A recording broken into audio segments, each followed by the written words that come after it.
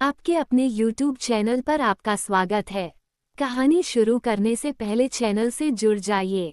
तो चलिए मैं आपको लेकर चलती हूँ एक डरवानी सफर पर।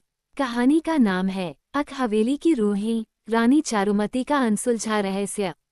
राजस्थान के रेगिस्तानों के बीच एक प्राचीन और विशाल हवेली खड़ी है, जिसे लोग अक हवेली के नाम से जानते हैं।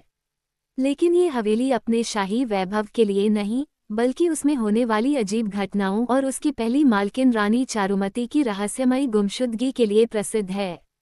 सैकड़ों वर्षों से हवेली वीरान पड़ी है।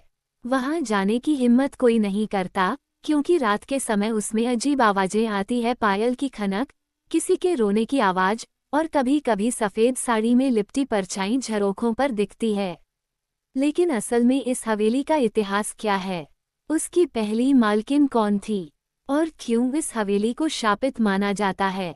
आइए इस कहानी के पर्दे को उठाते हैं। एक भव्य निर्माण का सपना।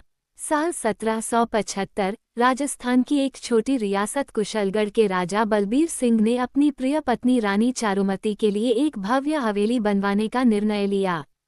ये हवेली उनकी पत्नी के लिए एक उपहार थी, जो कला और संस्कृति की बहुत बड़ी संरक्षिका थी। हवेली को मुगल राजस्थानी शैली में बनाया गया, जिसमें सुंदर झरोखे, नक्काशीदार खंभे, सोने और चांदी की पॉलिश वाली दीवारें और फव्वारों से सजी एक बड़ी बगिया थी। हवेली को बनवाने में पूरे 10 साल लगे। जब ये पूरी हुई तो ये राज्य की सबसे सुंदर इमारत बन चुकी थी। लेकिन किसी को अंदाजा नहीं था कि यह हवेली आने वाले समय में रहस्यमयी घटनाओं और मौतों की गवाह बनेगी। काशी से कुशलगढ़ तक। रानी चारुमती काशी के एक ब्राह्मण परिवार में जन्मी थीं।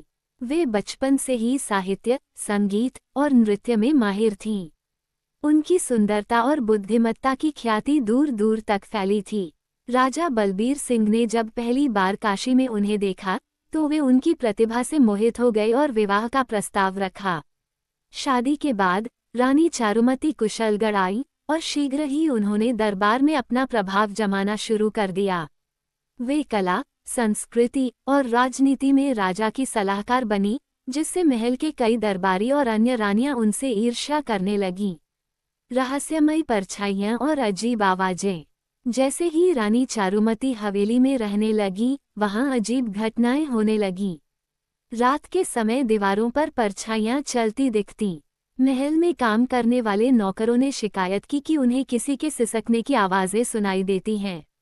एक नौकर ने कहा कि उसने रात में झरोखे पर एक सफेद साड़ी पहनी महिला देखी, लेकिन जब उसने पास जाकर देखा तो वहां कोई नहीं था। ये घटनाएं धीरे धीरे बढ़ने लगी, लेकिन रानी चारुमती ने इस पर ध्यान नहीं दिया। उन्होंने इसे अंधविश्वास समझकर नजरअंदाज कर दिया। राजमहल में ईर्ष्या और साजिशें। रानी चारुमती की बुद्धिमत्ता और राजा का उन पर अत्यधिक विश्वास महल के कुछ दरबारियों और अन्य रानियों को पसंद नहीं था। राजमहल में षड्यंत्रों का दौर शुरू हो गया। रानी चारुमती को हटाने की योजना बनाई गई। एक दिन रानी के भोजन में जहर मिलाने की कोशिश की गई, लेकिन एक वफादार दासी ने समय रहते ये देख लिया और रानी को सावधान कर दिया। रानी ने इस षड्यंत्र को राजा तक पहुंचाने की कोशिश की, लेकिन इससे पहले ही उनके साथ कुछ भयानक हुआ। साल 1790, एक ठंडी और अंधेरी रात थी। हवेली की खिड़कियों से ठंडी हवा चल रही थी। उस रात रानी चारुमती अचानक गायब हो गईं। हवेली के पहरेदारों ने दावा किया कि उन्होंने रात के तीसरे पहर रानी को हवेली के झरोखे पर खड़ा देखा था। उनका चेहरा शांत था, लेकिन आंखों में अजीब सी उदासी थी। फिर एक तेज हवा चली और उसके बाद रानी चारुमती कभी नहीं दिखी।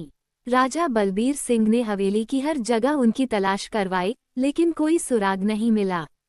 कहीं कोई खून का निशान नहीं, कोई संघर्ष के निशान नहीं। जैसे रानी हवा में घुल गई हूँ। रानी चारुमती के गायब होने के बाद हवेली धीरे धीरे वीरान होने लगी। लेकिन इसके साथ ही अजीब घटनाएं और भी बढ़ गईं। रात को हवेली में किसी के गुनगुनाने की आवाज आती। नौकरों ने कई बार रानी चारुमती की परछाई देखी। एक समय के बाद राजा बलबीर सिंह ने भी दावा किया कि उन्होंने अपनी पत्नी को झरोखे पर खड़े देखा था। कहते हैं कि राजा बलबीर सिंह इस मानसिक तनाव को सहन नहीं कर सके और कुछ सालों बाद युद्ध में मारे गए। अब हवेली पूरी तरह वीरान हो चुकी थी। आज भी यह हवेली एक शापित जगह मानी जाती है। पर्यटक यहाँ रात में जाने से डरते हैं।